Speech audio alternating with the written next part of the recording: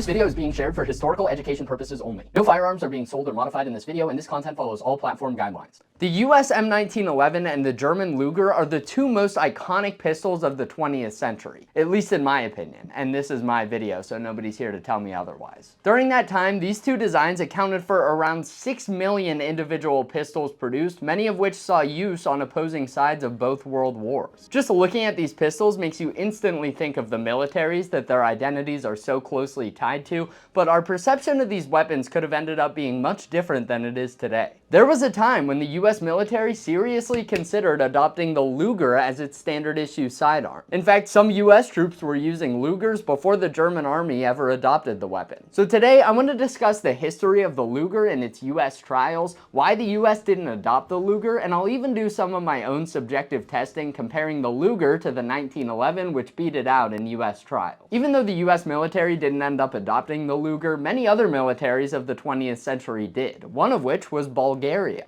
I bring that up because for demonstration purposes today, I have this beautiful Bulgarian Luger made around the year 1911. Alright, now let's start digging into the early days of the Luger pistol and its relationship with the US military. I'll start out by mentioning the most well-known variant of the Luger, which is the P08, which stands for Pistol Model of 1908. People sometimes mistakenly think that's referring to the year the Luger was created, but 1908 is just the year that the German army adopted that particular model. I wanted to clear that up first because so many people know the Luger by its P08 designation, but all the US testing that we'll cover today happened before the year 1908, so we need to start by going back even further to 1893 when the Burchard C93 pistol was created.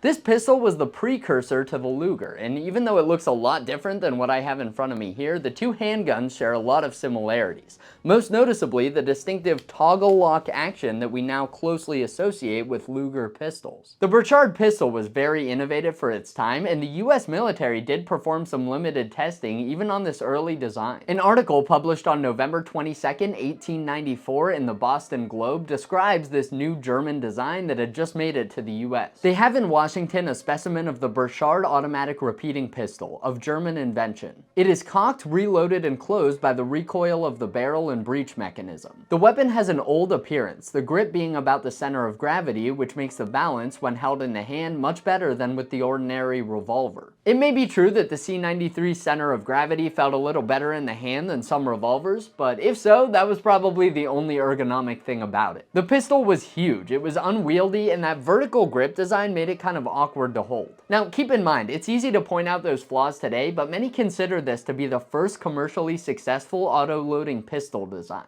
so they were still figuring those small details out. A number of different militaries tested the C93, but none of them adopted it because they just didn't think it provided enough of an advantage over the revolvers of the period. So the C93 project was turned over to a new engineer with a familiar sounding last name who made some improvements to the design. That engineer was named George Luger. Mr. Luger kept that toggle lock action from the C93 pistol, which worked very well, but he redesigned the pistol to be smaller, lighter, easier to manufacture, more ergonomic, and easier to operate, among other improvements. Luger patented this new design in 1900, and it became known as the Model 1900 Luger pistol. Now, this was still a bit different from the P08 design that many of us are familiar with.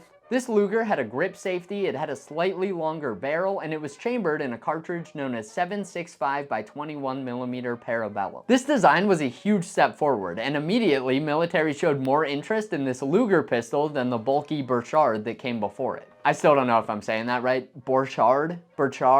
I don't know, the C93. The Swiss actually were the first ones to adopt the Luger in 1900, and militaries around the world started taking notice, including the United States. In the following year, 1901, the US military ordered 1,000 Lugers and 200,000 rounds of ammunition to use in testing. These Lugers were issued out to US soldiers for field testing. Reportedly, 5 Lugers went to each US cavalry troop, with the cavalry troop being about the same size as an infantry company. The US even produced their own holsters to go along with these German Lugers. Once these US troops put these pistols through their paces, they provided some split feedback. Some troops appreciated the Luger's improvements over revolvers of the time, like its increased ammo capacity, its slanted grip that made it natural to aim, and its ease of disassembly. But other troops complained that the Luger couldn't be operated with just one hand, it was more sensitive to dust and dirt, and most importantly, it fired a fairly weak cartridge. Keep in mind, these troops were comparing the Luger to the .38 long Colt revolvers they were issued, so some of those complaints, like needing two hands to cock the Luger, would apply to most autoloaders. Due to complaints about the small round fired by the Luger, 50 of those 1,000 Lugers that were ordered by the US military were exchanged for a newer model chambered in 9mm. Those new pistols were issued to the cavalry and field artillery boards at Fort Riley, Kansas in April 1904 for testing. Those Lugers really did not fare much better in 9mm, and in September of that year, the field artillery board wrote this report about the 9mm Lugers they tested. The board tested the pistol as fully as circumstances admitted, the firing test being thorough. As a result of the tests made, the board is of the opinion that the Luger automatic pistol is not as good a service weapon as the Colt revolver now in use because of the following defects developed in the Luger.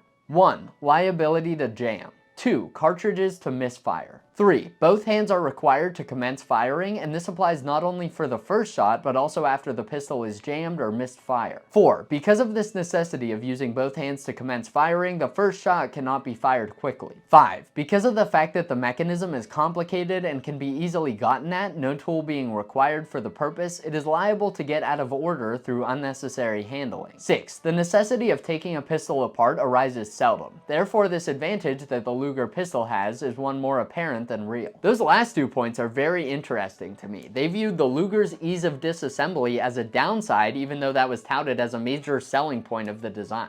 But I can see where they're coming from. You really don't need to take apart a pistol all that often, so they worried that being able to do it so easily could encourage troops to needlessly take them apart in the field and mess something up in the process. Nowadays, pretty much all modern pistols can be easily disassembled in this way, but at the time it wasn't all that common for soldiers to fully disassemble the internal components of their revolvers in the field, so this functionality was seen as unnecessary. You would think that report might mark the end for US military interest in the Luger, but think again, because a few years later, the military decided to hold trials hoping to find a new pistol that was deemed an improvement over their .38 caliber Colt pistols.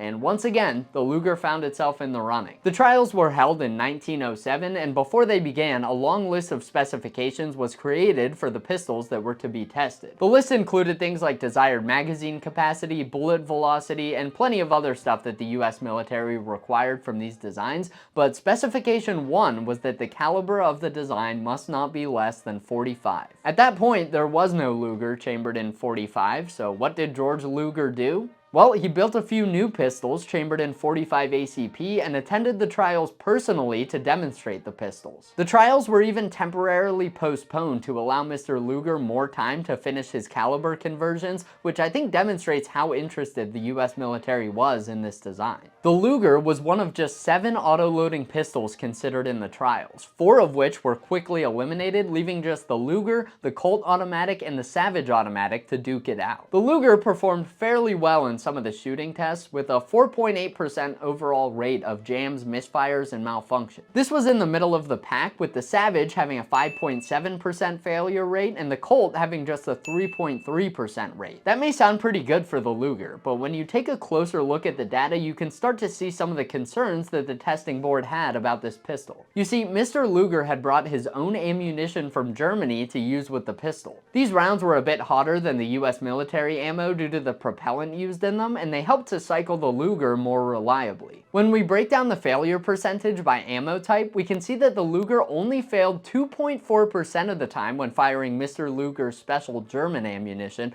but failed nearly 13% of the time when attempting to fire standard US Franklin Arsenal ammo. Things really didn't get better from there, as the Luger performed significantly worse than the other 2 designs in the rust and dust tests that were conducted. On top of that, the report mentions that the final seating of the cartridge in the Luger is dependent mainly on momentum and not by spring force, which the board did not like. All of that culminated in this conclusion written in the 1907 report. The Luger automatic pistol, although it possesses manifest advantages in many particulars, is not recommended for a service test because its certainty of action, even with the Luger ammunition, is not considered satisfactory, because the seating of the cartridge is not by positive spring action, and because the powder, stated by Mr. Luger to be necessary for its satisfactory use, is not now obtainable in this country. That powder they mentioned is the propellant used in that German ammunition we talked about. This trial was finally the end of the road for the US military's interest in the Luger, and the contenders were narrowed down to the pistols submitted by Colt and Savage. The Luger did almost get another chance later in 1907 when 200 each of the Colt and Savage pistols were ordered for use in service testing. Savage initially declined that pistol order, and plans were put in place to order 200 .45 caliber Lugers instead. But eventually Savage changed their mind and accepted the order, which was the final nail in the coffin for US military Lugers. I'll quickly mention that while I was researching this, I came across a number of articles and videos that told a different narrative about why the Luger wasn't adopted during these trials. They claimed that the testing board required each manufacturer to submit 200 pistols for their use in that initial testing, and that Colt and Savage met that requirement while Luger only submitted 2 pistols, which impacted the board's decision. As far as I can tell, that version of events is not true, and let me explain why. It is true that 2 Luger pistols were used for that initial testing, but it's not true that 200 of each of the other designs were used. It seems to me that these individuals are being confused by those 200 Colt and Savage pistols we just talked about, which were ordered after the initial trials concluded so they could be used for additional service testing. So it wasn't that Colt and Savage provided the requested pistols and Luger didn't, it's that the board ordered more pistols from Colt and Savage after that initial test because they performed better than the Luger. That info is all documented in the original testing report, which I found through the Forgotten Weapons website. I'll leave a link to that in the description below if you want to go check it out for yourself, and shout out to Forgotten Weapons for being such a great resource for this type of information. We know how this story ends. After additional testing, the US military officially adopted the Colt design in 1911. But naturally, 118 years later, the government asked me to revisit this test and make sure they made the right decision. Because, you know, they're totally interested in my opinion on that. Why don't we quickly stop by the range to get a first-hand understanding of some of the Luger's pros and cons compared to the 1911. Welcome to the World War Wisdom pistol trials. I don't have some kind of scientific methodology planned out for today, but I do have an M1911A1 from World War II and that Bulgarian Luger made in the year 1911. I just plan on doing some shooting with both of them to see how they compare and see if I can kind of relate to some of the conclusions that were drawn in the 1907 pistol testing that led to the adoption of the M1911 over the Luger. Now, of course, the Luger that I have here isn't the exact same one used in the testing. It was made just a few years after, but it's chambered in 9mm, not 45 ACP like the ones used in the trials. And the 1911 isn't exactly the same either. This is the A1 model that would have been used in World War II, not the original model that was used in testing. So let's start by picking up the trusty 1911 and putting a few rounds through that so we have a baseline.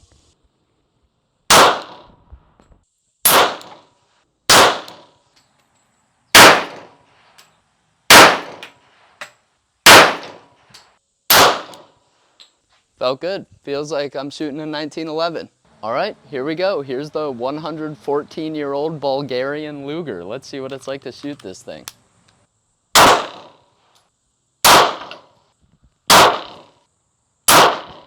I will say, shooting the Luger, I really like that angled, natural grip. It's like you point your finger right at the target and your sights are on. The 1911, you kind of have to cock your wrist back a little bit from what's natural. I think even in one of the training manuals or training films from World War II, they mention that, having to cock your wrist back, and that might take some adjustment for some people. Definitely not with the Luger. It's very natural, and that was something that the testing board noted during their trials as well. Let's let that Luger sit for a second and go put a couple more rounds through the 45.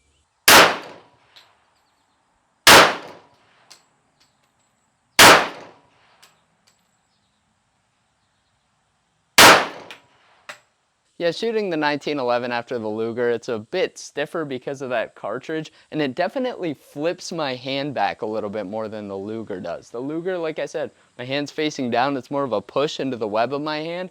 Very comfortable to shoot. The 1911, my hand's already cocked back. I feel like the bore axis is a little higher above the web of my hand than what it is on the Luger, so it has a little bit more of a moment arm there to kind of push my wrist back, which is already elevated. So I think the combination of those things just makes it a bit less comfortable to shoot than the Luger.